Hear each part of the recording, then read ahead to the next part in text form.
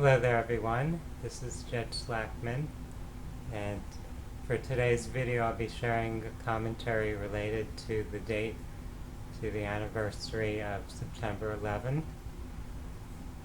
and I called this commentary Ahead of the Curve, and of course in the current era there was the reaction to the COVID virus situation where everyone was told we have to flatten the curve. Well, I have for a number of decades been interested in the paradigms of society and power structures and how history is reported and presented to the general public or the population. Having completed advanced placement history and government classes in high school and minored in political science and history in college, I thought at that time I was educated on those subjects, but upon researching and studying further on my own independently, I realized how superficial and misleading conventional quote-unquote education actually is. Coming up to September 11, 2001, I was aware of the shadow government and secret societies that operate behind the scenes to manipulate national and global events, the so-called hidden hand, and the one world government agenda that orchestrates and coordinates a variety of political and economic phenomena.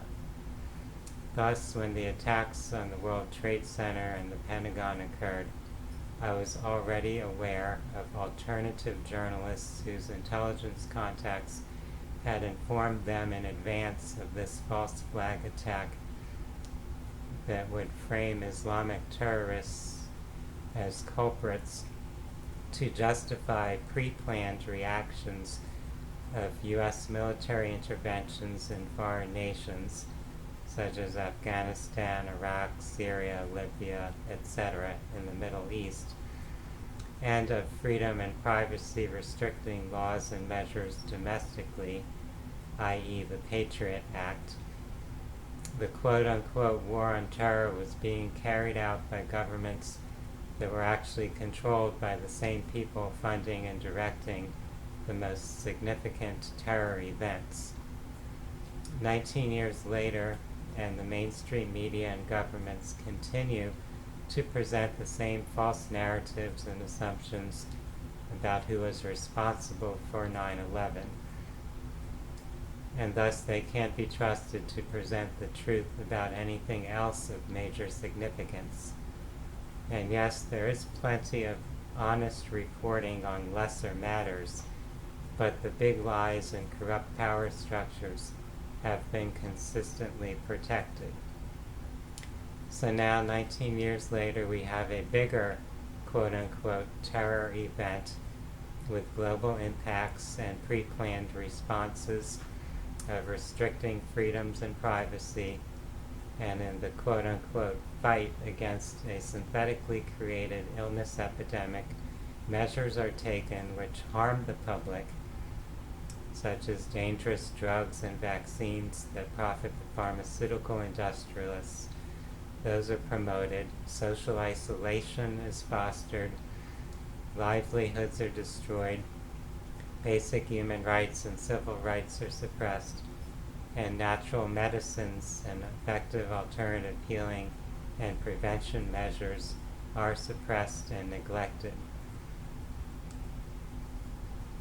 It's time for us to think for ourselves, to not be afraid to question what any type of authority figure or institution tells you. Don't be afraid to be called crazy or a conspiracy theorist for your desire to not accept falsehoods and to use your own reasoning power to deduce what is true. There are many shadows in human society for us to confront, including the shadows within our own individual selves. The conspiracies and corruption and distortions of power and control in the external reality reflect distortions within our own consciousness.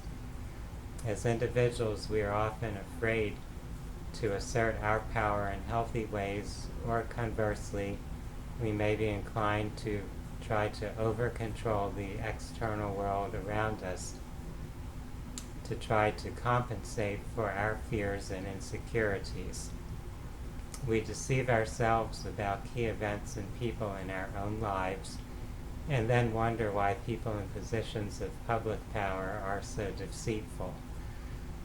Let's commit to inner and outer healing and releasing the illusions that separate us from light and truth.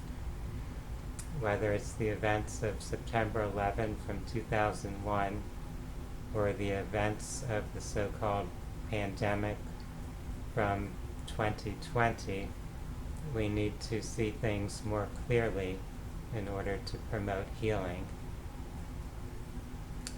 The responses and reactions that we're conditioned or shepherded to go along with are often not for our benefit, but rather for the benefit of bringing about the desired reality of those who are preoccupied with power and control, with bringing forward their vision of a civilization that would comfort them, that would make them feel secure, and would bring about a great loss of freedom, a great loss of individuality, of human potential. So I encourage each one of you to value freedom, to value independent thinking, to have a desire for truth that doesn't blindly accept the information that is fed to you by some authority figure or centralized power institution. Believe in your own power to think and reason, your own ability to deduce what is true.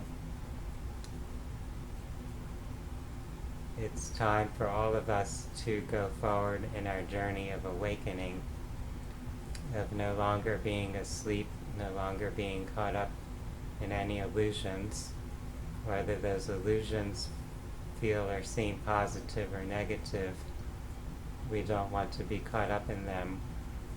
We want to connect to the deepest possible truths, the most holistic way of perceiving reality. For those that are interested in spirituality and holistic health and well-being, I invite you to visit my website, which is phinsights.com. That's phinsights.com. For now, I'd like to wish everyone a pleasant and wonderful day. Namaste.